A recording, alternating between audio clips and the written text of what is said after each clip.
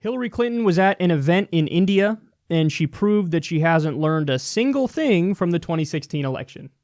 If you look at the map of the United States, there's all that red in the middle where Trump won. I win the coasts, I win, Illinois and Minnesota, places like that. But what the map doesn't show you is that I won the places that represent 2/3 of America's gross domestic product. So I won the places that are optimistic, diverse, dynamic, moving forward. And his whole campaign, Make America Great Again, was looking backwards. You didn't like black people getting rights. You don't like women, getting jobs. You don't want to, see that Indian American succeeding more than you are. Whatever your problem is, I'm going to solve it. Yep, so here we go again. Now, for people who don't ideologically agree with me, I just really want to try my best here to explain to you, and I'm talking to the more establishment-y, centrist Democrats here. I want to explain to you why this is a problem, okay? What Hillary Clinton is saying there is, I won the places that matter. You heard it in her own words. She said, the dynamic places that are moving forward, and they'd have most of the GDP, and listen, man, I believe it was in the movie Wall Street, where the point was made, I never judge somebody's worth by the size of their wallet. That's what Charlie Sheen's dad says to him in that movie, and he represents the good guy, the working class good guy who earns everything in his life and, has values. And what Hillary Clinton is doing there, and she doesn't even realize it, is she's making the Gordon Gekko argument of like, hey, all the places that have a high GDP and all the places that are dynamic and creative and moving forward, that's the places I won. And then she goes on to explain in a clearer way, listen, it was all the backwards people who are racist and sexist, and they're bad people. They're the ones who voted against me. Now, first of all, I think what she's saying is factually wrong. But second of all, you couldn't craft a worse message as a politician to try to win elections in the future. Because what she's saying is, you're all deplorables if you're against me. If you're for me, you're a good person by definition. And so therefore, what you're doing is you're saying, the way everything worked to this point, let's just set it in stone, because I'm not going to try to get new voters. I'm not going to try to say my ideology should be appealing to you for reasons X, Y, and Z. I'm going to shame you if you don't already agree with me. That's what she's saying. And then people will say, well, but she won the popular vote. Okay, but so we can win the popular vote in every election from here until the end of time, but still lose the Electoral College. And with Hillary Clinton's philosophy, that would be the case. So now, by the way, why is she wrong on the substance? Because that's the most important point. Well, first of all, she is partly responsible, and her husband is definitely responsible for why those places are economically stagnating.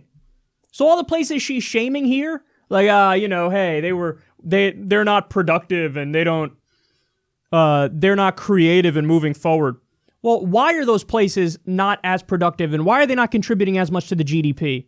I don't know, maybe because of NAFTA and the World Trade Organization and permanent normal relations with China and all the fucking trade deals that decimated manufacturing in this country, all the factory jobs in this country that were outsourced to enrich the owner class and the CEOs at the expense of the workers. And by the way, they also built sweatshops overseas and exploited labor overseas. So yeah, some places are not doing as well economically, in part because of you and the policies you supported. So of course they're not going to vote for you if you're the unapologetic person in favor of outsourcing their fucking jobs and upending their lives. And then you blame them for it.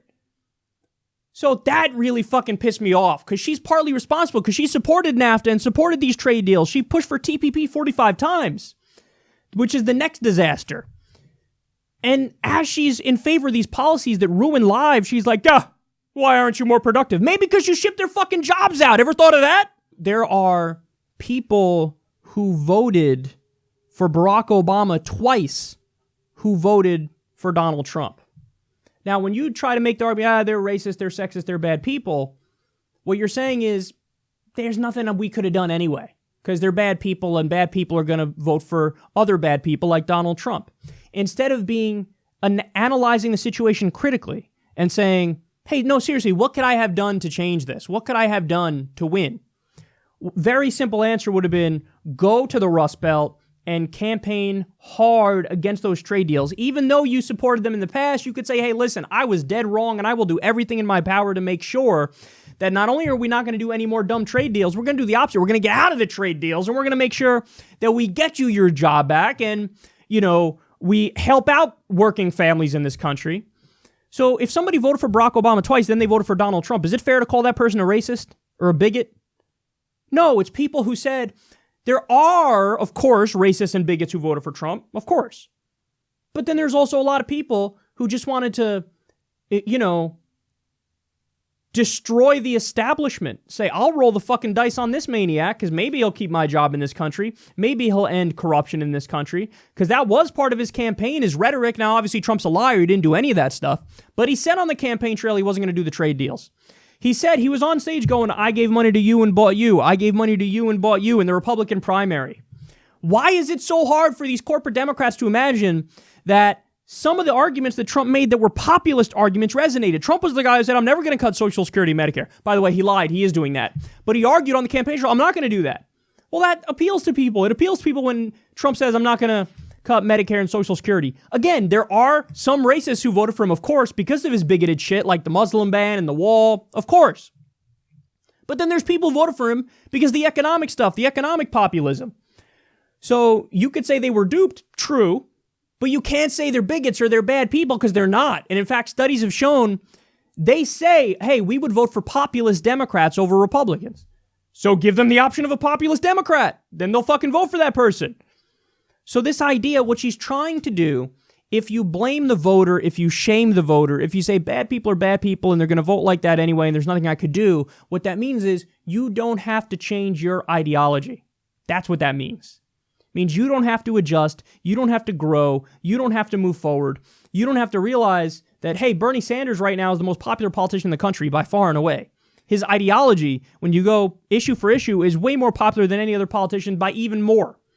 So if Hillary Clinton only blames racism and bigotry and sexism and Russia and James Comey and Gary Johnson and Jill Stein, if she obfuscates and deflects and blames everybody but herself, then what she's saying is this neoliberal, corporatist, hawkish party, the Democrats, is correct to have my philosophy and my vision.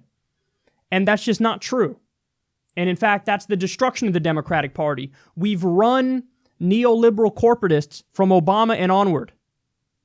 And what happened? Democrats lost 1,000 seats and you lost to Donald Trump. And then instead of self-analyzing and reevaluating and saying, oh shit, we have to come out for Medicare for all and free college and a living wage and to end the wars and a New Deal, what you do is you turn it around on everybody and you say, no, I'm right, they're the problem.